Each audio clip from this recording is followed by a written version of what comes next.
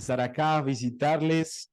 A muchos ya los conocía, los había visto, a otros no. Así que es un privilegio realmente estar acá hoy con ustedes. Bien, hoy tengo un mensaje que es bastante desafiante en lo personal. Es un mensaje que llevo bastante tiempo orando al Señor que lo haga una realidad primero en mi vida y quisiera compartírselo a ustedes.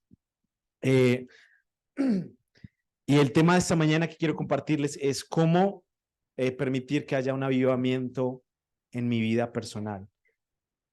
Se ha hablado mucho sobre el tema de avivamiento y pues lo primero que debo aclarar es que la palabra avivamiento es una palabra bíblica. Hoy se ha tomado la palabra avivamiento para significar muchas cosas que bíblicamente no lo son, pero yo quiero hablarlo desde un punto de vista bíblico. Y para eso, sin perder mucho más tiempo, voy a hacer la introducción de este mensaje. Va a ser un poquito de contextualización y necesito que ustedes me acompañen en eso. ¿Listo? Entonces, vamos a ver un poquito de la historia de la redención y cómo eso tiene que ver con el avivamiento bíblico. No estamos hablando de un avivamiento donde hay emociones, donde la gente se cae, donde llora. No. ¿Cómo puede mi vida espiritual ser avivada? ¿Cómo podemos nosotros ser avivados? Y vamos a hablar más de eso, pero por ahora quisiera ver desde un punto de vista bíblico la historia de la redención. Entonces, dale. Comenzamos en el jardín del Edén, ¿verdad? Adán y Eva en comunión perfecta con Dios, ningún problema hasta que llegamos al capítulo 3 de Génesis, ¿verdad? La serpiente, el gran problema, Adán y Eva deciden pecar contra el Dios santo y caen. Entra el pecado y el pecado hace una separación entre Dios y el hombre. Vemos las consecuencias del pecado, los primeros hijos, Caín y Abel, ¿verdad? Ya Caín mata a su hermano, es terrible, dale porfa. Luego viene Babel, el hombre ya no pasan muchos capítulos desde la caída y ya el hombre quiere ser como Dios, quiere hacerse una torre para llegar y decir, nosotros vamos a ser más, incluso más grandes que Dios. Dios les confunde. Vemos aquí bueno, devolviéndonos un poquito, a Noé, aquel hombre que halló gracia ante los ojos de Dios, pero la gente se burlaba de él, ¿verdad? Dios, por la maldad del corazón humano, dijo, yo voy a destruir, voy a raer la tierra, pero Noé halló gracia. Y aún así, aunque Noé pregonaba y predicaba, ve, hay una forma de salvarnos de la ira de Dios. La gente, ¿qué ven ustedes ahí a la gente haciendo? Se burlaba, ¿no? Un poco parecido a hoy en día. Sigue. Y allí está. Viene el primer juicio de Dios sobre la tierra, que es el diluvio, donde murieron todos excepto una familia. Luego pasa, recordemos que todo esto es un hilo, hermanos. La Biblia es un hilo, el hilo de salvación de Dios. No son historias aisladas. A veces creemos que la Biblia son simplemente historias aisladas, pero no. Después de Noé viene sus hijos, se reproducen y llega Dios en el capítulo 12 y llama a un hombre en Génesis capítulo 12. ¿Quién es este hombre? ¿Quién es? No, ya Moisés lo vimos. Génesis 12, llegamos a la historia de Abraham. Y allí Dios le dice a Abraham, voy a entrar en un pacto contigo y en ti serán benditas, ¿qué? Todas las naciones. Sigue. Y allí entonces Dios le da un hijo a este hombre, a pesar de que su esposa era estéril, a pesar de que ya eran viejos, no podían tener hijos, pero le da un hijo, el hijo de la promesa, el hijo por el cual serían benditas todas las naciones.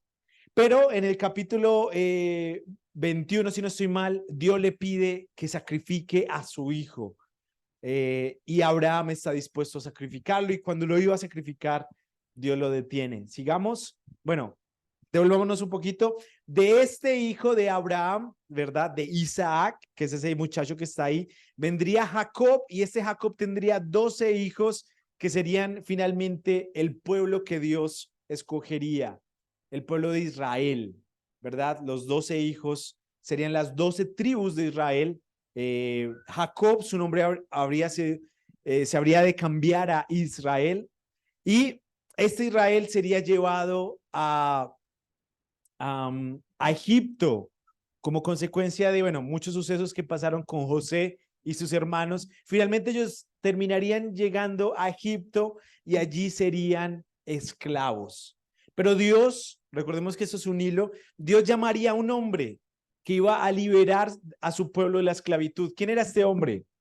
Moisés, ¿verdad? ¿Listo? Sigamos. Dios en su nacimiento lo llama, lo prepara, pero después él sale porque asesina a un egipcio queriendo liberar a su pueblo con su propia mano. Y allí en el desierto él tiene un encuentro maravilloso con Dios, en la zarza que no se quema. Y allí Dios lo llama y le dice, yo quiero que tú seas el que libere a mi pueblo de la esclavitud. Yo tengo grandes planes para mi pueblo. Entonces Dios manda las 10 plagas. A través de las 10 plagas Dios está suavizando el corazón del faraón, pero también Dios está orando en el corazón de su pueblo para que su pueblo vea qué clase de Dios es el que los está liberando. Llega finalmente, devuélvete una, llega esta plaga, ¿verdad? La última plaga, donde aún el pueblo de Israel debía poner la sangre en los dinteles, sino ellos mismos iban a sufrir esta plaga, la muerte del primogénito, del hijo mayor, ¿verdad? Los egipcios no ponen sangre en los dinteles, los israelitas sí, y pasa esta plaga, mueren y ellos pueden ser liberados. Allí entonces son liberados una y otra vez magníficamente del desierto, y uno diría aquí en este punto de la historia, todo es color de rosa, ¿no? El pueblo ve cómo Dios lo libera, el pueblo ve la gracia de Dios, la liberación de Dios, ya no somos esclavos, maravilloso, pero viene como un punto oscuro en la historia, ¿no?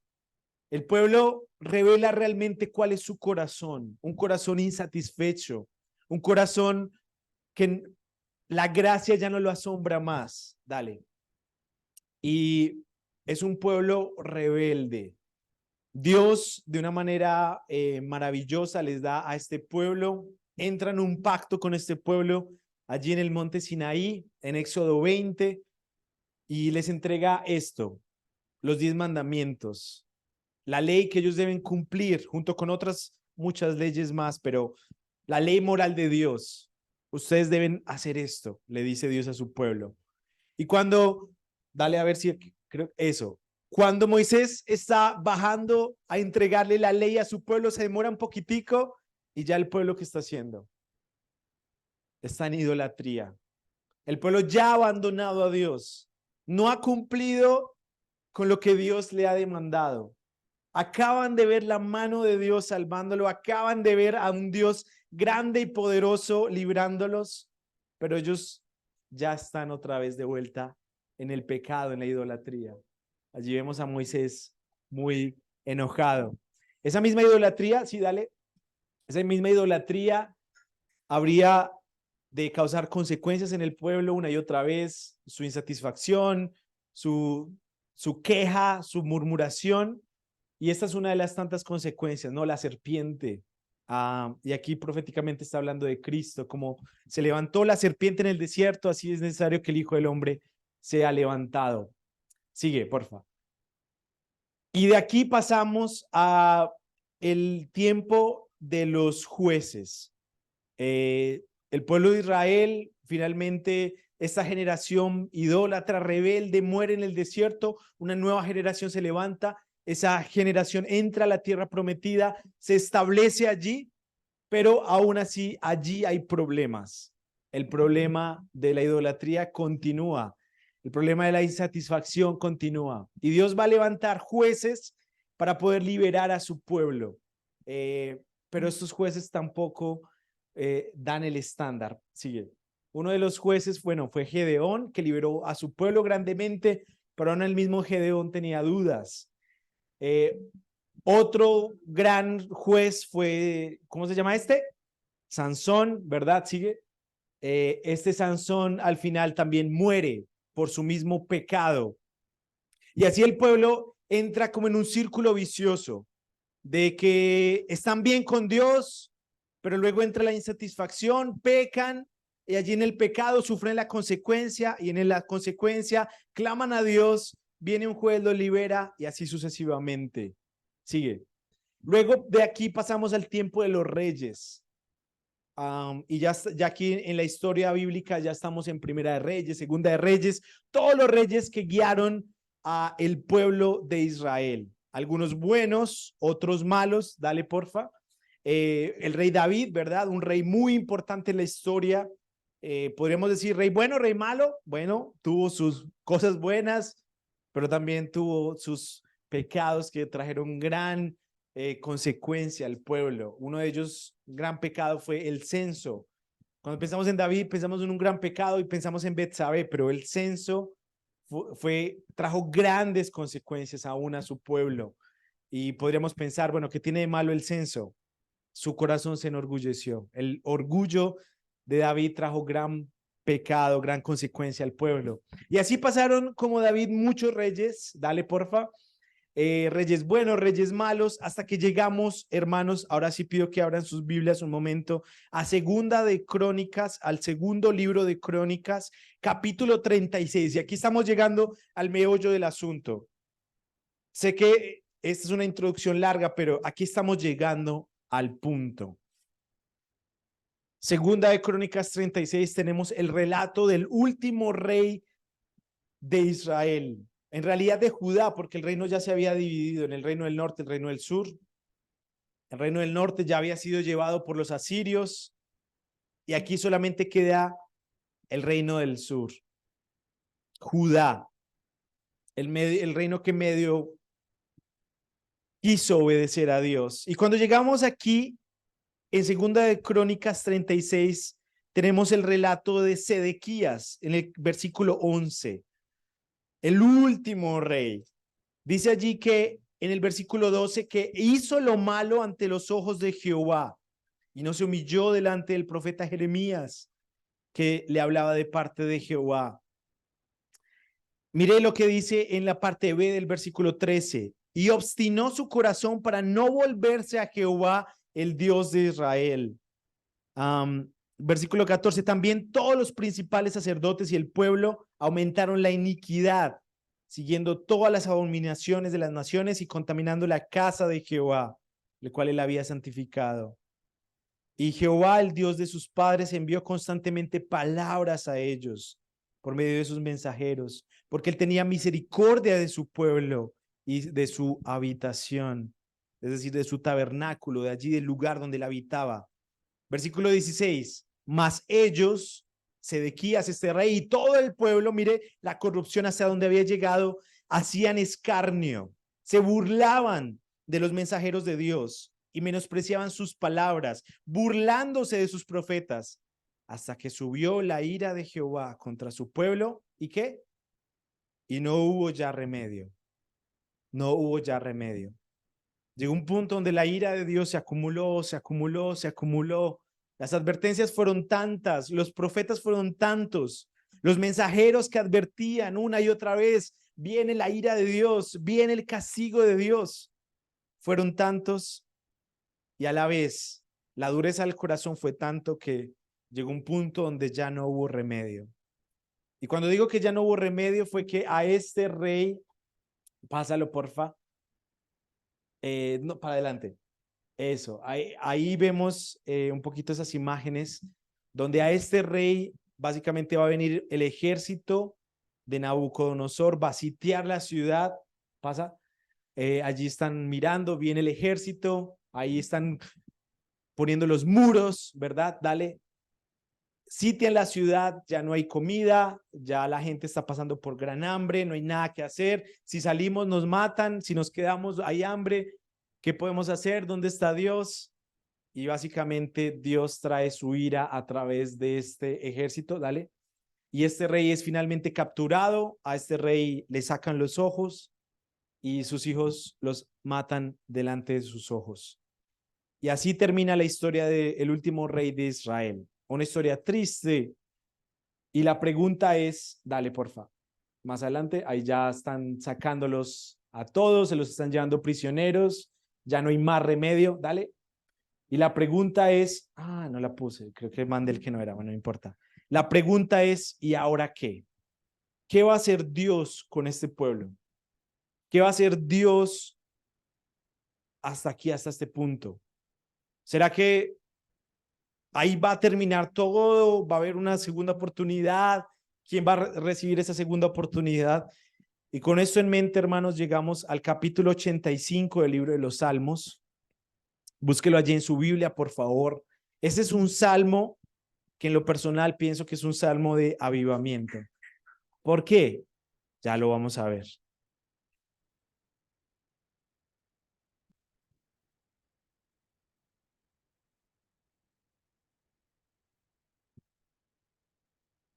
Este es uno de los salmos que describen el sentido de desesperación en el estado donde se encuentra el pueblo. Recordemos, todo esto ha pasado. Dios le había pedido a su pueblo que cumplieran con sus estándares. El pueblo había una y otra vez rechazado a Dios. Algunos sí lo habían cumplido, otros no, pero en general no lo habían hecho. Llegamos al Salmo 85 y dice allí el versículo 1: fuiste propicio a tu tierra, oh Jehová. Volviste la cautividad de Jacob. Perdonaste la iniquidad de tu pueblo, todos los pecados de ellos cubriste. Reprimiste todo tu enojo, te apartaste del ardor de tu ira. Versículo 4: restáuranos, oh Dios de nuestra salvación, y haz cesar tu ira sobre nosotros. ¿Estarás enojado contra nosotros para siempre? ¿Extenderás tu ira de generación en generación? ¿No volverás a darnos vida para que tu pueblo se regocije en ti? Muéstranos, oh Jehová, tu misericordia y danos tu salvación. Escucharé lo que hablará Jehová Dios, porque hablará paz a su pueblo y a sus santos, para que no se vuelvan a la locura. Ciertamente cercana está su salvación a los que le temen, para que habite la gloria en nuestra tierra. Y ahorita vamos a leer los últimos versículos. Entonces aquí vemos por lo menos tres cosas. La primera es el por qué. El por qué. Y el por qué aquí es la ira de Dios. El Salmo empieza reconociendo que la ira de Dios está sobre ellos, que Dios está enojado con ellos. Y la pregunta es ¿por qué? Bueno, porque como lo reconoce Daniel en su oración en Daniel capítulo 9, no tenemos tiempo para buscarlo. Él reconoce que tanto él como el pueblo han ¿qué? Pecado. Le han fallado a Dios. Han ofendido a Dios en aquello que Dios les había dicho. No lo hagan. Miremos solamente un versículo más para ver lo que Dios exigía. Deuteronomio capítulo 10, sin perder Salmo 85, porque vamos a volver ahí. No pierdan Salmo 85. Pero mire lo que Dios ya hace mucho tiempo le había dicho a su pueblo en Deuteronomio capítulo 10. Mire lo que le dice en el versículo 12. Deuteronomio 10, 12. ¿Lo tienen? Dice, ahora pues Israel, ¿qué pide Jehová tu Dios de ti? ¿Qué pide? ¿Qué pide Dios de su pueblo? Bueno, acá lo responde. Dios mismo lo está diciendo. Sino que temas a Jehová tu Dios, que andes en todos sus caminos y que lo ames y sirvas a Jehová tu Dios con todo ¿qué? Tu corazón y con toda ¿qué? Tu alma. Versículo 13, que guardes los mandamientos de Jehová y sus estatutos que yo te prescribo hoy, para que tengas prosperidad. Versículo 14, he aquí de Jehová tu Dios son los cielos y los cielos de los cielos, la tierra y todas las cosas que en ella hay. Solamente tus padres se agradó de Jehová para amarlos y escogió su descendencia después de ellos, a vosotros, de entre todos los pueblos, como en este día. Versículo 16, circuncidad pues el prepucio de vuestro corazón y no endurezcáis más vuestra cerviz. Qué pena. Entonces, ¿qué pedía Jehová? Temor. ¿Qué pedía Jehová? Obediencia. ¿Qué pedía Jehová? Que lo amáramos de todo nuestro corazón, de toda nuestra alma, de todas nuestras fuerzas, con toda nuestra mente. Y aquí en el Salmo 85, el pueblo está reconociendo que no lo ha hecho. Está reconociendo que Dios está enojado con ellos. De hecho, el clamor en el versículo 4 es por restauración. El clamor es que haga cesar la ira. Es como que Dios tiene constante ira sobre ellos. La pregunta es, ¿estarás enojado para siempre, de generación en generación? Entonces, el por qué aquí, hermanos, es la ira de Dios.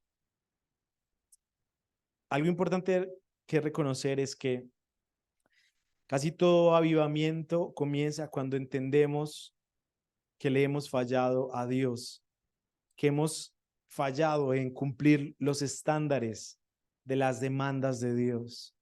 Ahora, no solamente el por qué, sino el qué. ¿Qué está pidiendo aquí el salmista entonces? Versículo 6 nos muestra qué está pidiendo.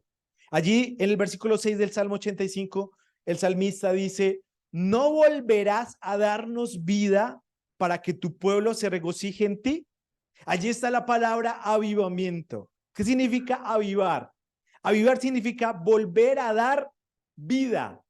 Significa algo que estaba vivo y murió, entonces es volverle a dar vida. Es algo parecido como resucitar. Es algo parecido como cuando hay una fogata, ¿no? Y ya han pasado ciertas horas y la llama empieza a decaer. ¿Y qué hace usted para avivar la llama? ¿Qué debe hacer? Soplar, ¿verdad? Debe meterle más leña y empezar a soplar para que esos carbones que estaban allí ya apagándose empiecen a coger llama. Bueno, entonces aquí lo que pide el salmista no es, Señor, danos otra vez tu ley. Señor, ayúdanos a cumplirla. Señor, no. ¿Qué pide el salmista? Pide que les vuelva a dar vida. ¿Por qué? ¿Por qué? Pensemos un momento en eso. ¿Por qué el pueblo necesitaba vida? Bíblicamente hablando, la respuesta es muy clara. Si usted mira en Deuteronomio capítulo 30, si lo podemos poner allí, no lo busque en su Biblia, pero, o si quiere búsquelo, pero en el Deuteronomio capítulo 30, versículo 15, Dios cuando entra en su pacto con su pueblo, Él les dice algo muy sencillo y es lo siguiente, vea, yo les voy a poner a escoger a ustedes. Aquí los cielos y la tierra me son testigos. Y les voy a poner frente a ustedes, ¿qué? La vida y ¿qué? Y la muerte. Y más adelante en este mismo contexto, Él les va a decir, escojan pues, ¿qué? La vida. ¿Han leído ustedes ese pasaje? Dios les está diciendo a su pueblo, vea, si ustedes están conmigo, van a tener vida. Si ustedes cumplen mis mandamientos, van a tener gozo, les va a ir bien, van a prosperar. Pero ¿qué pasa si no? ¿Qué pasa si no? Van a venir todas estas consecuencias que Dios ha prometido. Básicamente que es muerte. Muerte no solamente física, hermanos, sino muerte espiritual. Separación de Dios, separación de la fuente de vida, separación de todos los beneficios que vienen con Dios y con la salvación. Básicamente, por eso es que el salmista entiende que él sin Dios está ¿qué? Muerto. Y algo interesante, hermanos, es que el avivamiento en la Biblia se equipara a la salvación. Sin salvación, sin el evangelio, no hay vida espiritual. Porque un muerto espiritual no puede ser avivado, un muerto espiritual está muerto. Así que lo que él va a pedir acá en el Salmo 85 es vida, es salvación para él, para su pueblo. Es algo así como cuando David decía, devuélveme el gozo de mi salvación. He pecado, me siento muerto espiritualmente hablando. Y tal vez él ya era creyente. Lo más seguro que sí. Pero cuando hay pecado, cuando hay desobediencia de la ley de Dios, es como si el panorama se nublara. Es como si lo único que pudiéramos ver es muerte, no vida. Y aquí, hermanos, es fácil detenernos y pensar, ¿cómo está nuestra vida espiritual? Venimos cada domingo a este lugar, ¿no? Estamos acostumbrados entre semana tal vez a reunirnos, la reunión de oración, pero ¿cómo está tu vida espiritual? Delante de Dios, que todo lo ve, todo lo sabe de ti. ¿Cómo está tu vida espiritual? Podrías decir, tengo vida espiritual. De 1 a 10 soy un 10. La Biblia dice que todo aquel que cree en él, de su interior correrán ¿qué? ¿Ríos de qué? De agua viva. Hermano, una pregunta. No me la tienes que responder, solamente ante Dios. ¿De tu interior corren ríos de agua viva, espiritualmente hablando? ¿Eres luz en tu lugar de trabajo, en tu familia? ¿Eres una luz espiritual? ¿O tal vez de tu interior corren goteras solamente? ¿Cuál es la realidad de tu vida espiritual? Hermanos, no es difícil sospechar. Yo no los conozco a ustedes. Ramón no me ha dicho nada sobre sus vidas espirituales, pero no es difícil sospechar que en este lugar hay personas que no tienen vida, que están muertos espiritualmente hablando. No es difícil adivinar que en este lugar hay personas que necesitan decir lo que el salmista está diciendo acá.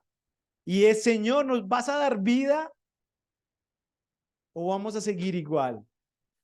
Hermanos, yo no sé usted, no sé si ya es creyente y tal vez está pasando por un tiempo de desánimo espiritual, o tal vez usted nunca ha realmente conocido a Dios, viene a la iglesia, pero nunca se ha entregado a Dios. Pero lo que sí quiero decirle en esta mañana es que Dios ha prometido que de su interior, de todos los que creyéramos en Él, correrían ríos de agua viva. Y si no corren ríos de agua viva de nosotros, no es por culpa de Dios, créame.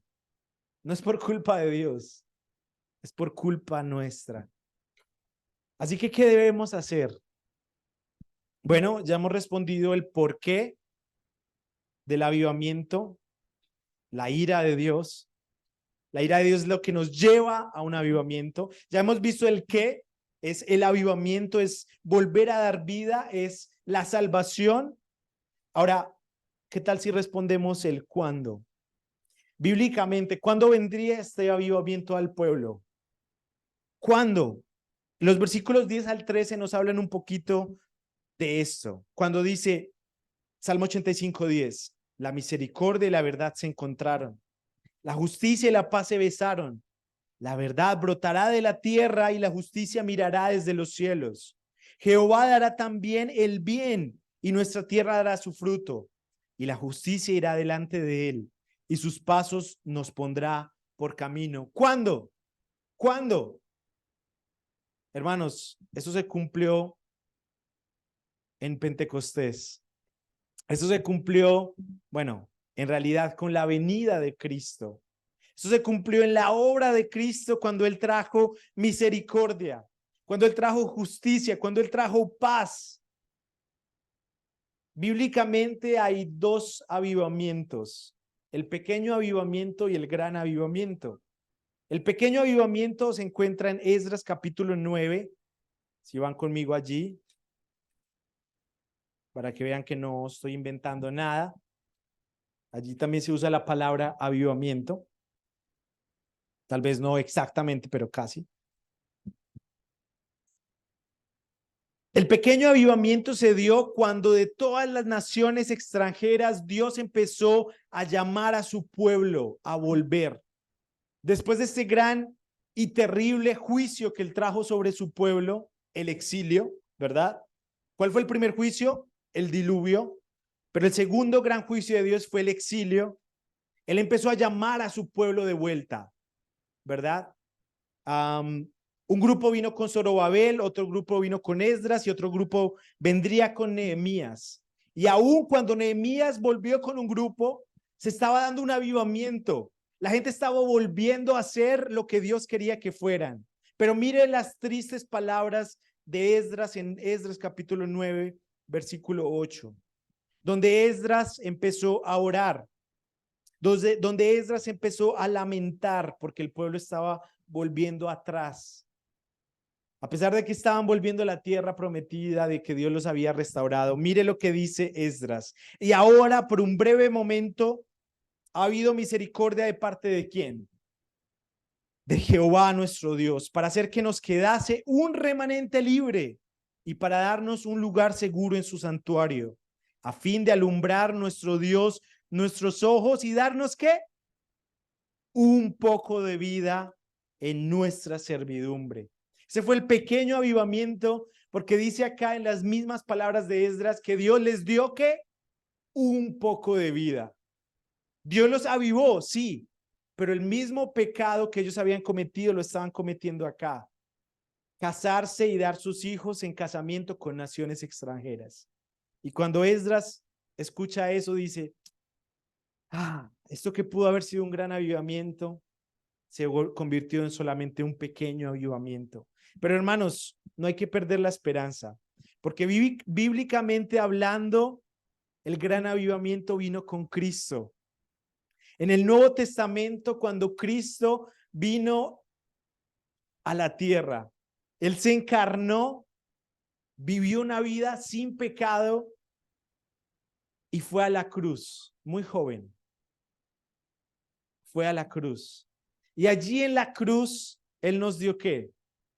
Vida. Y no solamente eso, sino que Juan 10:10 nos dice que el ladrón, ¿verdad? El enemigo, Satanás, viene para tres cosas: hurtar, matar y destruir. Pero que Cristo ha venido para darnos ¿qué? Vida, y no cualquier vida, vida en abundancia. Cristo trajo el gran avivamiento. Cristo nos vino a dar vida, y no cualquier vida, no unas vidas espirituales ahí que medio andamos bien hoy, mañana nos desanimamos, ya no quiero leer la Biblia. No, hermanos, Cristo vino a dar vida en abundancia. Y la pregunta en esta mañana es, ¿qué tengo que hacer yo para recibir esa vida en abundancia? Bueno, primero, como lo he dicho ya, es a través del Evangelio. No puedes tener vida aparte de Cristo, no puedes tener vida aparte de la vida que Él ha venido a dar. Él ha dicho que fuera de Él nada podemos hacer. Él ha venido a dar vida. Y sin Cristo, sin el nuevo corazón que Cristo ha traído, sin la nueva justicia que Cristo nos ha imputado, sin su santidad que Él ha traído a través del Espíritu Santo, no va a haber vida. Pero la segunda pregunta, que es muy importante en esta mañana, y no sé cómo voy de tiempo. ¿Vamos bien? ¿Cuánto me queda? 15 minutos. Bien, voy a terminar en 10. No necesito todo el tiempo. Pero la segunda pregunta más importante en esta mañana es, si tú ya eres creyente hoy, supongamos que ya tienes vida, ya has recibido la vida en abundancia de Cristo. Pero cuando miras tu propia vida, no ves los ríos fluyendo, no ves realmente un avivamiento espiritual en ti. Sales a predicar y hay temor, hay desánimo, las tentaciones parecen consumirte. ¿Qué debes hacer? ¿Qué debes hacer, hermano, para tener un avivamiento? Esto se contesta bíblicamente. No es lo que yo pienso, no son 10 maneras como con las que Simón se ha avivado, no. Bíblicamente, ¿cómo puedo tener un avivamiento? Bueno, Isaías capítulo 57 responde esa pregunta. Ese es otro pasaje que nos habla de avivamiento, como muchos pasajes en Isaías. Isaías fue un profeta que habló mucho del avivamiento. Habló del avivamiento que vendría a través del gran maestro, de Jesús. Habló de su nacimiento virginal, más de 600 años antes de que él viniera. Pero este pasaje en particular de Isaías 57 comienza con una condenación hacia la idolatría. Y no pareciera que de eso va a tratar todo, pero no. En el versículo 14, este pasaje dice, allanad, allanad, barred el camino, quitad los tropiezos del camino de mi pueblo. ¿Qué está diciendo esto acá? Acá está hablando de una preparación. Allanar significa quitar, limpiar. Es como cuando van a construir una carretera en el campo, ¿no? Y allí están las vacas, están los árboles, está todo el pasto. ¿Qué deben hacer? Quitar todo, ¿verdad? Quitar las vaquitas de ahí, empezar a cortar árboles, desraizar, quitar el pasto. Aquí está diciendo lo mismo. Esas son las palabras de Dios para su pueblo. Mire lo que dice el versículo 15. Porque así dijo el alto y sublime, el que habita la eternidad y cuyo nombre es el santo. Aquí está hablando Dios. Yo habito en la altura y la santidad y con el quebrantado y humilde de espíritu. Y ojo con esto, para hacer vivir el espíritu de quienes, de los humildes, y para vivificar, otra palabra para avivamiento, vivificar el corazón de los quebrantados. Y la pregunta es, ¿qué debemos hacer si queremos un avivamiento en nuestras vidas? Ya soy cristiano, ya he aceptado a Cristo en mi vida.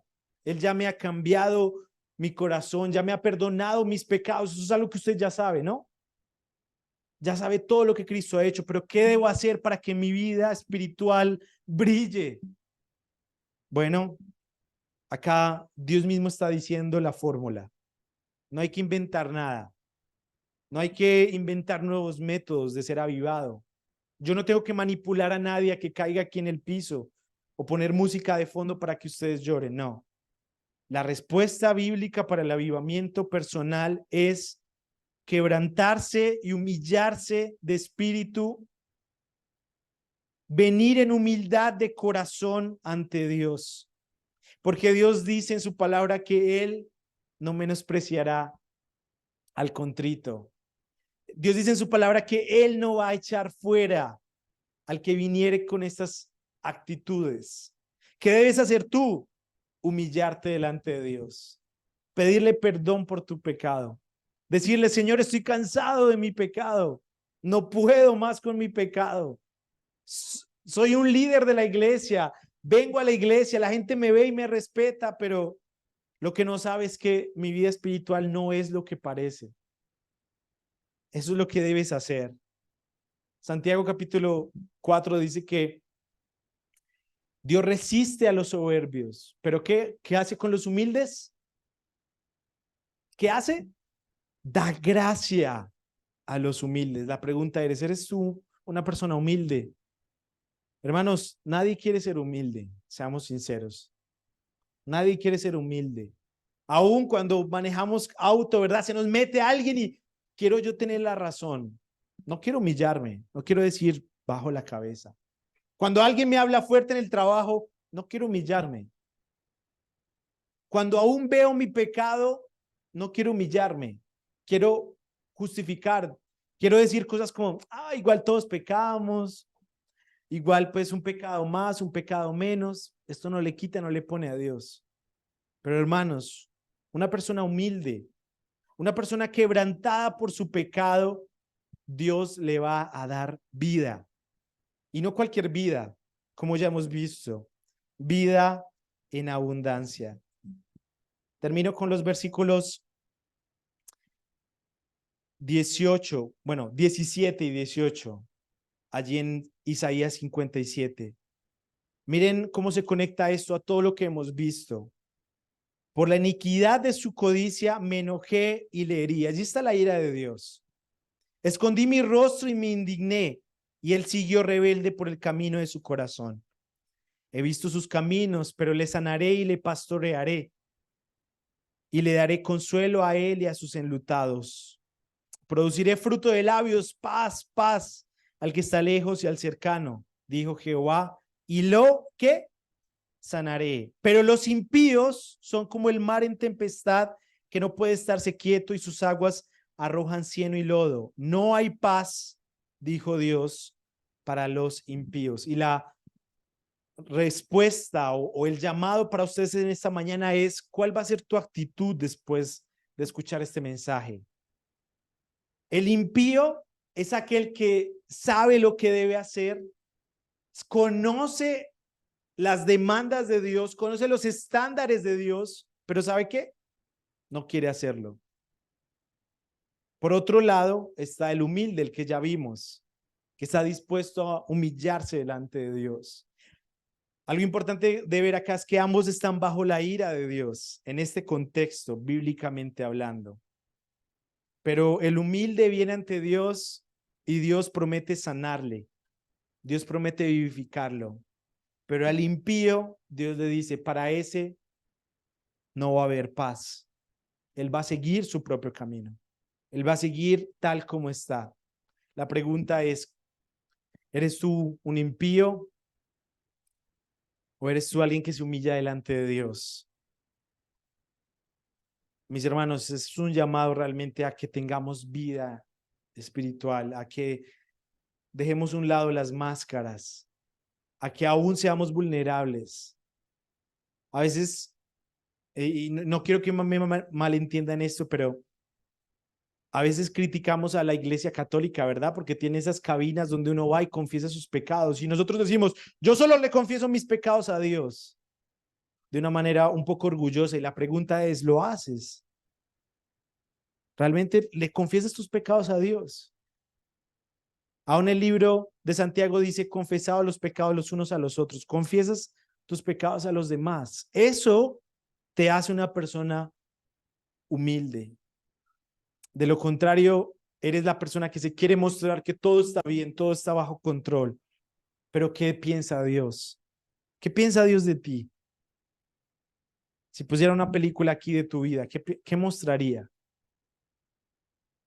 Hermanos, es tiempo de que vayamos a Cristo y le pidamos que nos dé vida. Es momento de que vayamos a Cristo y le digamos, no volverás a darnos vida para que me pueda regocijar en ti. Solo Él puede hacerlo. Quiero orar y que realmente podamos pensar en esto en esta mañana. Puedas pensar en tu vida espiritual, puedas pensar en que realmente si tu vida es un río o es solamente un charco o es solamente una gotera. Señor, gracias te damos por tu palabra. Gracias por que ella nos muestra no solamente el diagnóstico, sino aún más la solución. Gracias Dios por Cristo. Gracias porque en Él podemos tener no solamente un pequeño avivamiento, sino un gran avivamiento. Gracias porque en Él podemos tener vida y vida en abundancia. Pero Señor, reconocemos en esta mañana nuestro pecado. Señor, reconocemos que te hemos fallado en la intimidad. Reconocemos que hay áreas en nuestra vida que no te hemos entregado totalmente. Y te pedimos, como lo hemos cantado en esta mañana, que nos renueves, que renueves nuestro corazón, que Cristo siga haciendo la obra de gracia en nuestras vidas. Señor, que ese trabajo tuyo que ya has empezado no se detenga, sino que humillados y quebrantados delante de ti podamos venir a ti a recibir esa vida que tú das y tú ofreces. Señor, permite que nuestra vida deje de ser un riachuelo, deje de ser simplemente una gotera que cae y empiece a ser realmente lo que tú has diseñado que sea. Señor, oro por aquellos en esta mañana que están en este lugar y no te conocen.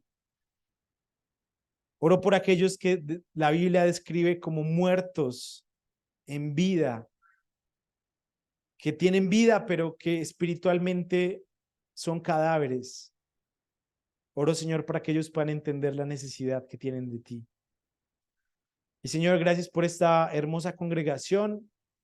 Gracias por los hermanos que han decidido dar el paso de fe de bautizarse.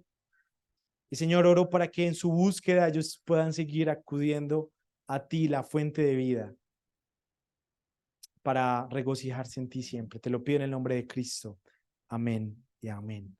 Gracias, mis hermanos.